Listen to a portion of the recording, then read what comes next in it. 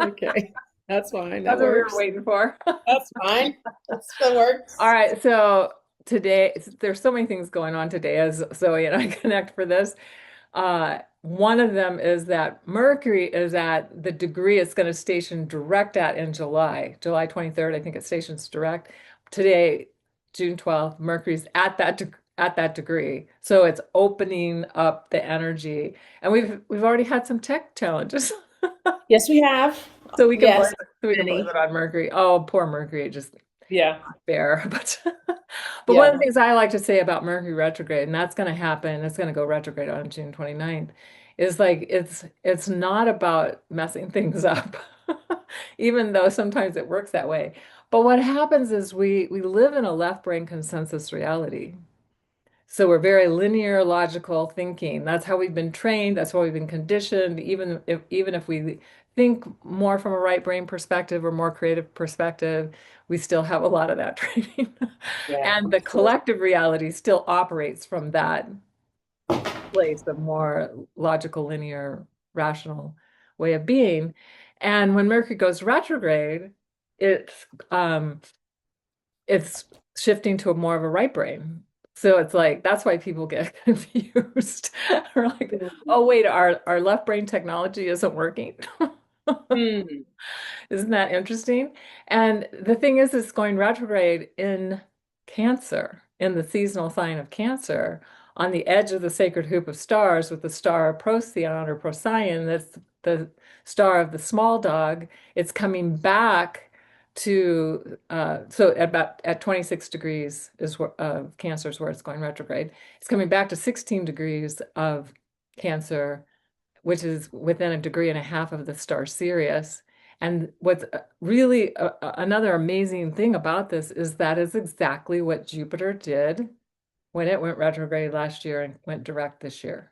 It was at those same degrees. So it's like there's something about this part of the sky that's got the amplification of the Jupiter passing, and now it's getting like messenger Mercury. What's the message? Yeah. What's the message? What's And the why the message? repeating cycles? And because it's inside the sacred hoop of stars, where the sun will be at the exact center point of the sacred hoop on the June solstice, it happens every year. So it's at the heart of the sacred hoop. And there's all the sacred hoop prophecies that basically say that there'll come a time when we'll restore peace and harmony to the world, to all people, all nations, respect for all people, all ways of being, all perspectives. We won't have what we have now, which is very competitive and weird. Like, let me dominate. Let me tell you what it is you should be thinking. Yeah. And Mercury's like, yeah, don't tell me what to, don't tell me, don't tell me what to do. Don't tell me what to think. Don't tell me how to be. So when another thing to think about too is when a planet is going retrograde, it's gone across certain stars, it pauses and it comes back across those same stars. And so I often like to think of it as like pulling the arrow back on a bow. So when you pull the arrow back on the bow, you're pulling it away from the target, but it's gathering strength and power so that when it gets released, it can go to the target and with all the energy and things that are needed, to fulfill the intent of whatever that's about.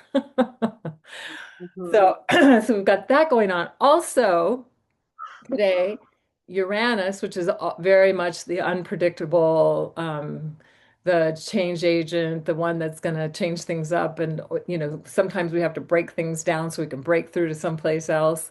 Energy, the revolutionary, but not just for revolutionary purposes, for evolutionary purposes. So, what's the revolution for evolution?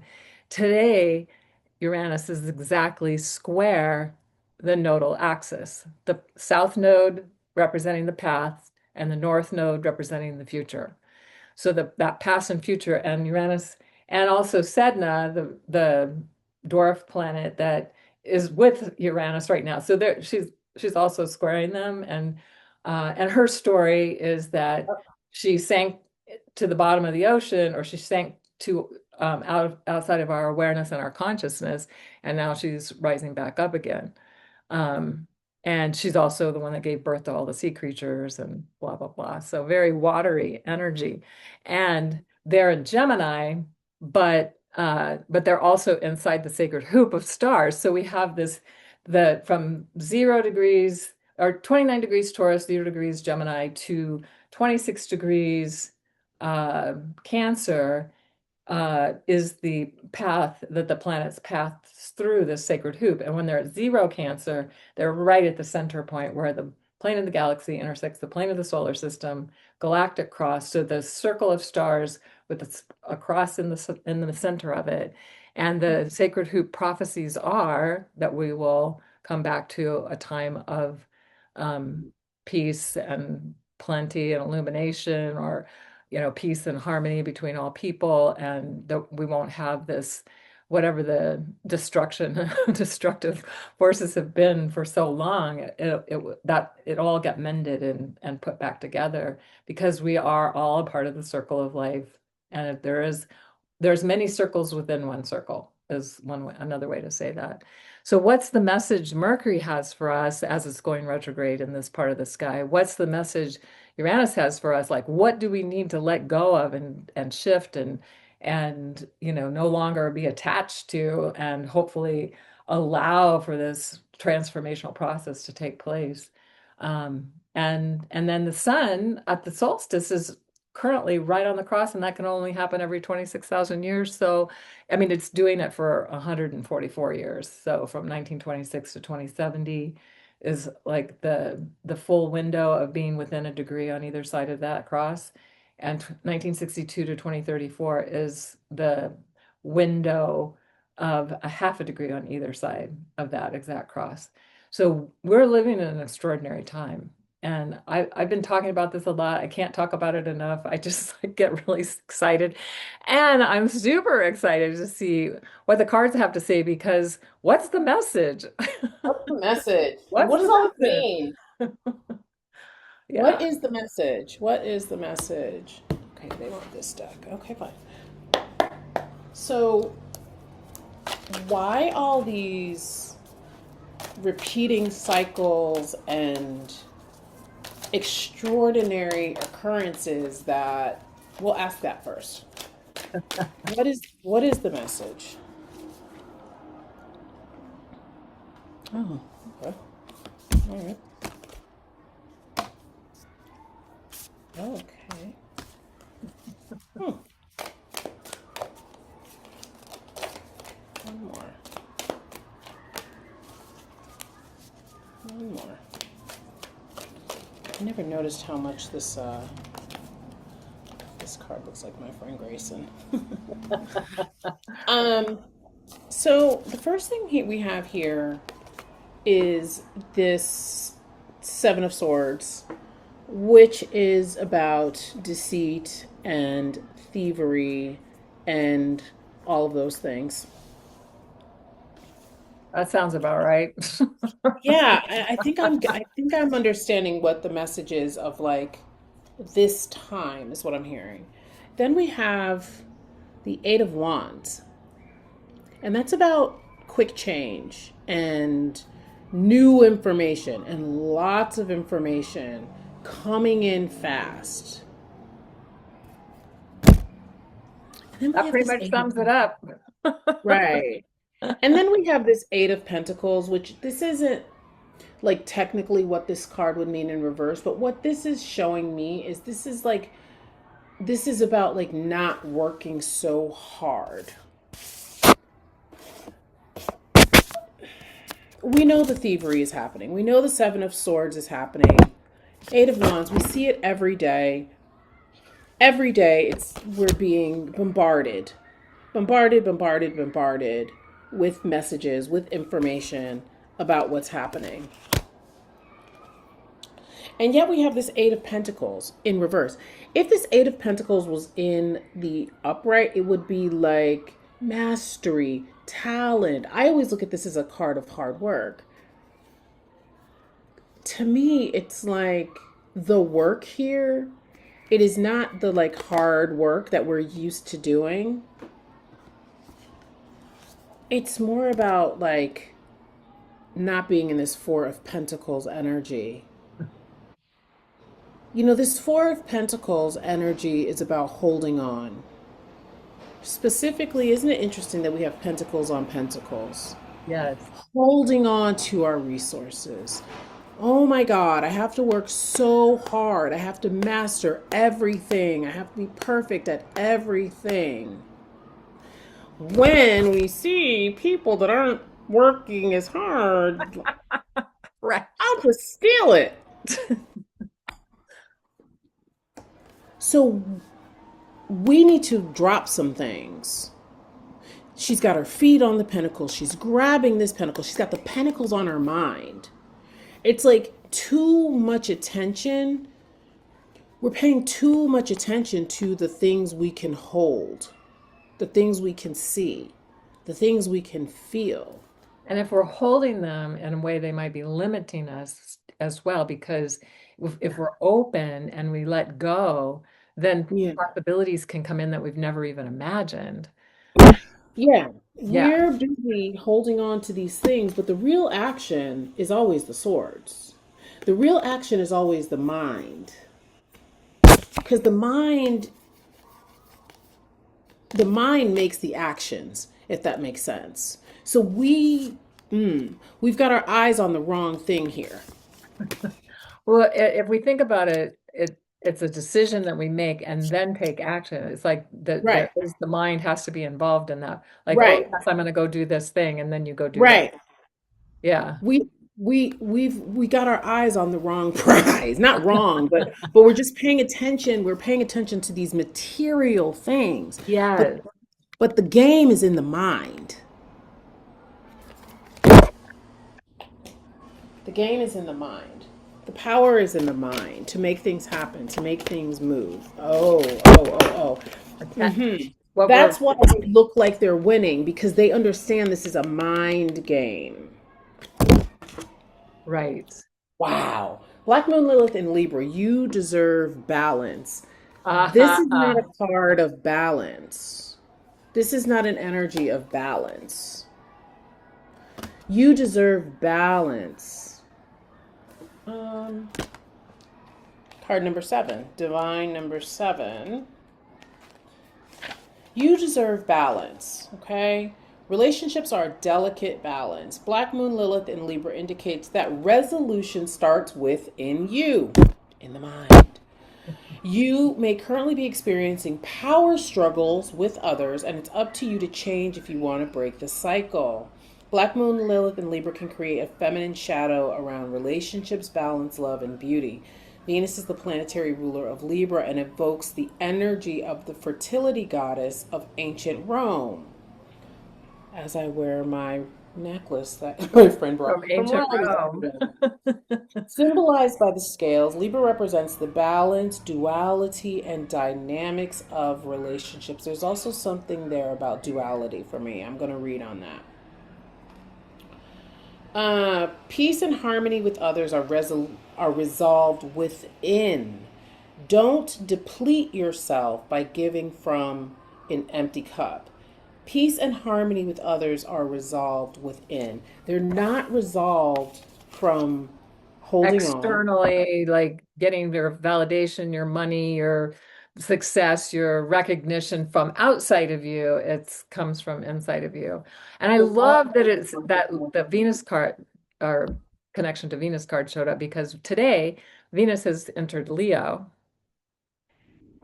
And on July 9th, coming up, it's going to enter Virgo. It's going to be with the heart star Regulus of the heart of the lion at that time. So we've got Venus and Leo up until then. It'll go into Virgo because that star Regulus is now at 0 degrees Virgo, has been for a few years, and 1 degree every 72 years. So the heart, right? What is it's really energized in our heart. There's something going on with your microphone, just saying. really. Yeah, it keeps making It noises could be or because I was something. shuffling. Uh, and It could also have been because when you put down the cards or something, I think it's making a sound too. But anyway, yeah. so just that this it's about, like, we have to do it from the inside out, not the outside in. We have to love ourselves, we have to take care of ourselves, we have to nurture ourselves, And then, so I love what you're just saying. It's exactly what is happening in the sky. Yeah, and it's a key, and so the next card we have after that conversation is the Ace of Pentacles. New So beginning. that so this could be considered a reward. The Ace of Pentacles, right? New gifts, new things coming from the earth, a new blossoming. So I did ask what needs to be balanced. And we got betrayal, which is Anansi. In this deck, they call it Aunt Nancy, but it's Anansi, the Caribbean folklore. And the thing about Right. Anansi is, Anansi always was able to use his mind and his wits to overcome his whoever he was trying to get around, right? It's like the folk tales, the Caribbean and African folk tales of Anansi, the stories of Anansi. He So can used you his spell that? Because mind. I'm not sure Yeah, getting it's it right now. Anansi, Oh, Anansi. Anansi. Okay, got it. Yeah, Now and it's so making more sense. yeah, and so we get a lot of like the Uncle Remus tales and those things from Anansi, from that character who always outsmarted the people who were after him because of his mind. So when I ask what needs to be balanced, we have the mind, right? And the celestial alignment. Ooh, I like that.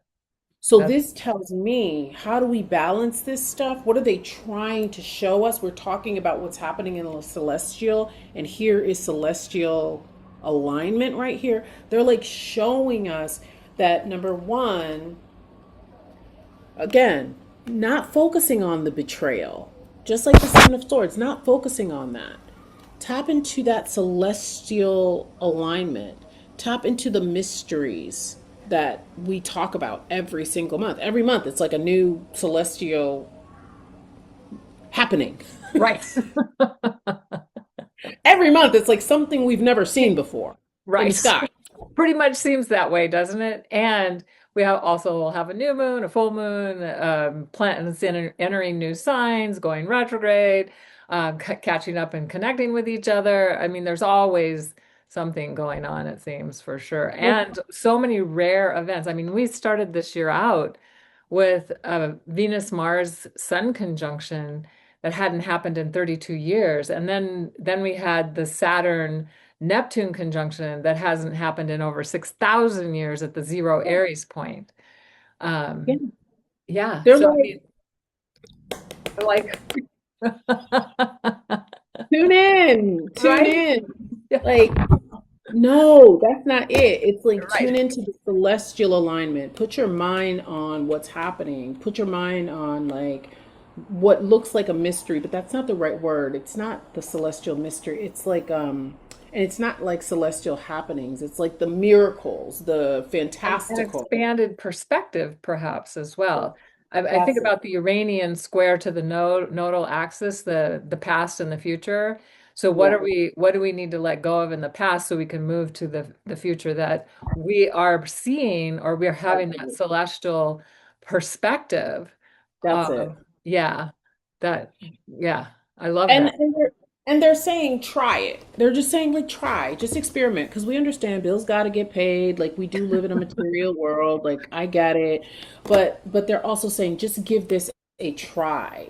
Yeah, You don't have to put down the material. We can't, but we can turn our attention to the miracles that are happening in the sky all the time all the as time. a remedy to these betrayals that we see in the material plane. Yeah.